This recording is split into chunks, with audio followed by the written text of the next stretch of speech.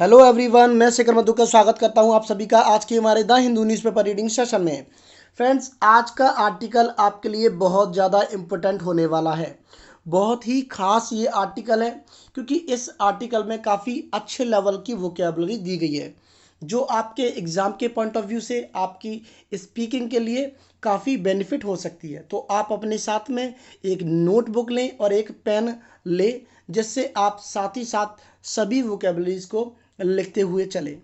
ठीक है गाइस, और आज का आर्टिकल खास इसलिए भी है क्योंकि इस आर्टिकल में चर्चा की गई है हमारे यूपी के जो सीएम है, यूपी के सीएम आदित्यनाथ और नेपाल के जो पीएम हैं केपी शर्मा ओली, इन दोनों के बीच में कुछ कहा सुनी हो गई है। काला पानी एक जगह है, उस जगह के ऊपर। ठीक है गाइस, तो समझते हैं आज के आर्टिकल को। आज के आर्टिकल की हेडलाइन आप देख लेते हैं। तो सबसे पहले हम पढ़ते हैं Adityanath comments in appropriate Nepal PM. Adityanath, यहाँ पर आप देख सकते हो एपिस्टोपियस। एपिस्टोपियस का मतलब होता है का की के। तो आदित्यनाथ कमेंट्स यानी कि आदित्यनाथ के जो कमेंट्स हैं इन अप्रोप्रिएट। इन अप्रोप्रिएट का मतलब होता है नॉट अप्रोप्रिएट, यानी कि अनुचित, उचित नहीं है। तो ये नेपाल के पीएम कह रहे हैं कि हमारे जो यूपी के सीएम आदित्यनाथ के जो कमेंट्स हैं इनएप्रोप्रिएट हैं, वो अनुचित हैं। आगे बढ़ते हैं और इसके जो सब हेडिंग है उस पर हम एक नज़र डालते हैं। आगे लिखा है UP CM had spoken about काला पानी। तो यूपी के जो सीएम है हैड स्पोकन, उन्होंने बोला था अबाउट माने के बारे में, काला पानी। काला पानी एक जगह है उसके बारे में कुछ उन्होंने बोला था। अब पूरा मामला जानते हैं आखिर इस आर्टिकल में क्या दिया है और इस आर्टिकल को क्यों आखिर छापा गया है। Uttar Pradesh CM, Uttar Pradesh chief minister Adityanath comments. उत्तर प्रदेश के जो चीफ मिनिस्टर हैं उनके जो कमेंट्स हैं ऑन नेपाल, नेपाल पर आर कंडेमनेबल। गैस, इस वर्ड को आप लिख लीजिएगा। कंडेमनेबल का मतलब होता है निंदनीय, निंदा करने लायक। एक वर्ब हमारी होती है कंडेम। कंडेम का मतलब होता है गैस निंदा करना। टू डिसअप्रूव, आप इसमें इंग्लिश में आप लिख सकते हो टू डिसअप्रूव, यानी कि किसी भी चीज़ को अप्रूव ना करना, निंदा करना। तो उत्तर प्रदेश के जो चीफ मिनिस्टर हैं उनके जो कमेंट्स हैं नेपाल पर आर कंडेमनेबल, वो निंदनीय है, निंदा करने लायक है। आगे पढ़ते हैं। आगे लिखा है an India's claim on the Kalapani reason. और भारत का जो दावा है, क्लेम का मतलब दावा, और इंडिया का जो दावा है, भारत का जो दावा है on the Kalapani reason. Reason का मतलब होता है क्षेत्र, जगह। काला पानी जो क्षेत्र है उस पर भारत का जो दावा है इज बेस्ड, वो आधारित है, is based on unsound facts. कैसे यहाँ पर दिया है अनसाउंड, तो इस वर्ड को भी आप नोट करेंगे।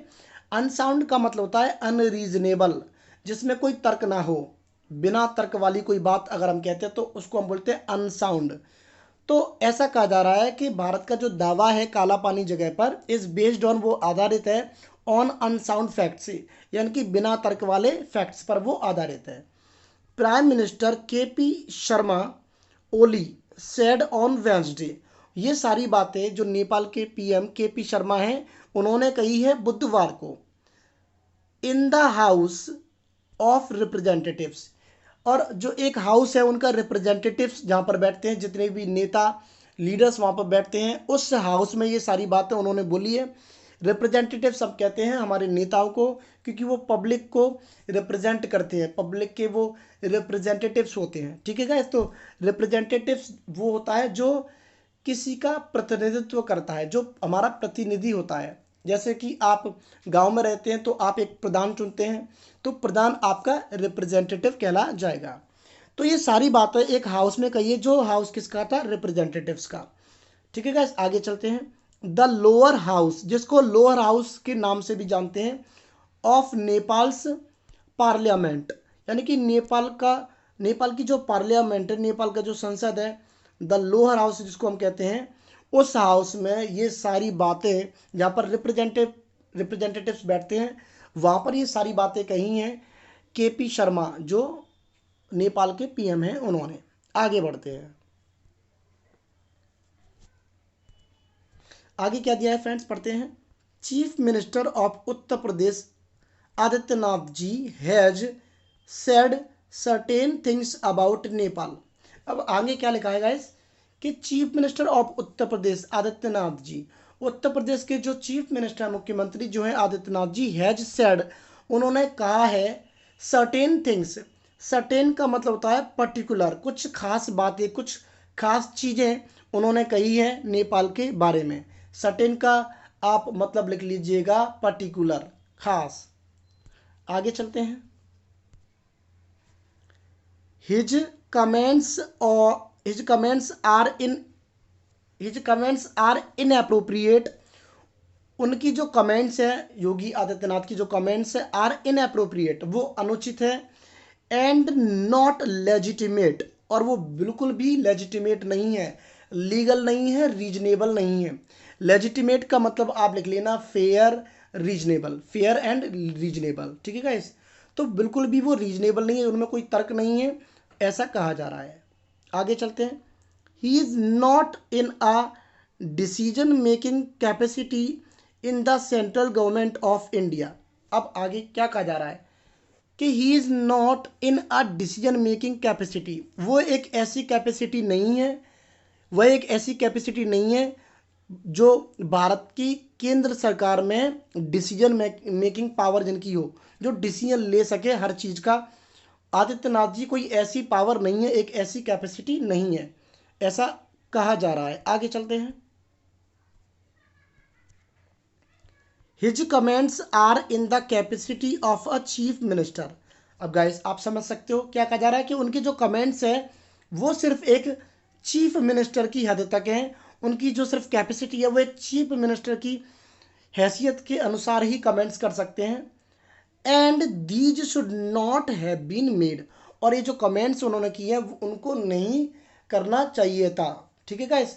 उनको यहाँ पर आप देख सकते हो should not have been made. तो शुड का यूज़ तो आपको पता ही है, जब हम कहते हैं कि जब कोई हम मोरल थिंग्स की बात करते हैं, you should respect your parents, तुम्हें अपने माँ बाप की इज्जत करनी चाहिए। लेकिन अगर इसी बात को मैं पास्ट में कहूँ कि तुम्हें अपने माँ बाप की इज्जत करनी चाहिए थी, तब हम यूज़ करते हैं शुड हैव का। तो शुड हैव जो है वो शुड का पास्ट होता है। You should have respected your parents, इस तरीके से शुड हैव का यूज़ किया जाता है। तो आगे चलते हैं। If he is trying to threaten Nepal with these comments. अब आगे क्या कहा जा रहा है, इफ़ यानी कि यदि, if he is trying to threaten, threaten का मतलब होता है धमकाना, अगर वह धमकाने की कोशिश कर रहे हैं नेपाल को with these comments, in comments से, इन कमेंट्स के ज़रिए अगर वो नेपाल को धमकाने की कोशिश कर रहे हैं, दिस इज़, यहाँ पर लिखा हुआ है दिस इज़, अब हम ऊपर चलते हैं, दिस इज़ कंडेमनेबल, तो वो क्या है, निंदनीय है, ठीक है, वो निंदा करने लायक है, ऐसा केपी शर्मा जो नेपाल के पीएम है उन्होंने कहा है। हिज रिमार्क्स, उनकी जो कमेंट्स है, रिमार्क्स को भी हम कमेंट्स कहेंगे, ठीक है गाइस, आप लिख लेना। कमेंट्स और रिमार्क्स जो है आपस में सिनोनिम की तरह यूज़ किए जाते हैं। His remarks showed disrespect to Nepal. अब क्या कह रहे हैं कि उनकी जो टिप्पणी, उनके जो कमेंट्स हैं, उन्होंने दिखाया डिसरिस्पेक्ट, यानी कि इंसल्ट, एक इंसल्ट शो किया नेपाल के प्रति। I want to tell Yogi ji, मैं योगी जी को बताना चाहता हूँ दैट कि Nepal does not accept these insults, he said. अब वो क्या कह रहे हैं कि मैं योगी जी को बताना चाहता हूँ कि नेपाल एक्सेप्ट नहीं करता, स्वीकार नहीं करता दीज इंसल्ट्स, इन बेइज्जतियों को। ये जो बेइज्जतियाँ अपने कमेंट्स के जरिए योगी आदित्यनाथ जी ने की हैं उनको एक्सेप्ट नहीं करता, ऐसा कहा जा रहा है इस आर्टिकल में, ऐसा नेपाल के पीएम भी कह रहे हैं, ठीक है गाइस। आगे चलते हैं। ऑन नेपाल्स क्लेम, नेपाल का जो दावा है ऑन काला पानी, काला पानी पर, ठीक है, नेपाल का जो दावा है काला पानी पर, काला पानी जो जगह है नेपाल का, जो नेपाल भी दावा कर रहा है, भारत भी दावा कर रहा है।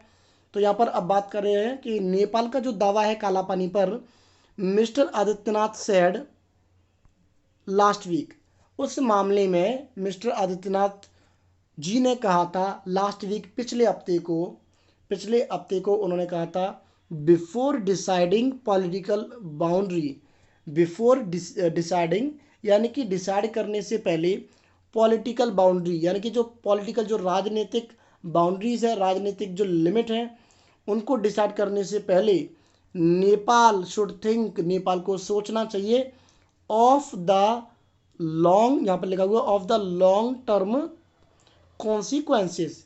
अब वो क्या कह रहे हैं, यानी नेपाल, जो योगी जी ने क्या कहा था कि नेपाल का जो दावा है उस बात पर जो आदित्यनाथ जी उन्होंने कहा था कि बिफोर डिसाइडिंग पॉलिटिकल बाउंड्री, यानी कि पॉलिटिकल बाउंड्री डिसाइड करने से पहले नेपाल शुड थिंक, यानी कि नेपाल शुड थिंक, नेपाल को सोचना चाहिए of the long term consequences. Consequences का मतलब होता है परिणाम, आगे चल करके, यानी कि लॉन्ग टर्म मतलब आगे चल करके जो भी परिणाम होंगे उनके बारे में सोचना चाहिए, ऐसा आदित्यनाथ जी ने कहा था। यानी कि एक प्रकार की उन्होंने धमकी दी थी कि नेपाल सोच ले आगे चल के उनको क्या परिणाम भुगतने पड़ेंगे।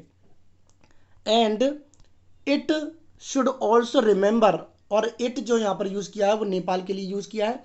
इट शुड ऑल्सो रिमेंबर, और नेपाल को ये भी याद रखना चाहिए, रिमेंबर का मतलब होता है याद रखना, नेपाल को ये भी याद रखना चाहिए वॉट हैपन्ड टू तिब्बत, कि तिब्बत का क्या हुआ, तिब्बत चाइना को हम बोलते हैं, तो तिब्बत का क्या हुआ, मतलब एक प्रकार की उन्होंने धमकी दी थी अपने कमेंट्स के जरिए। ठीक है गाइस, तो ये था आज का आर्टिकल। देखिए गाइस, हम यहाँ पर किसी की बुराई करने के लिए नहीं थे, हमें सिर्फ अपनी इंग्लिश में इम्प्रूवमेंट करना है, इसलिए हम इन आर्टिकल्स को पढ़ रहे हैं और हमारा कोई पर्पस नहीं है। ठीक है गाइस, तो आई होप कि ये आर्टिकल आपको समझ में आया होगा, और जितनी भी सारी वोकेबलरी मैंने आज कराई है आप उसको नोट कर रहे हैं, क्योंकि यही वोकेबलरी आने वाले सेशंस में रिपीट होगी। जय हिंद।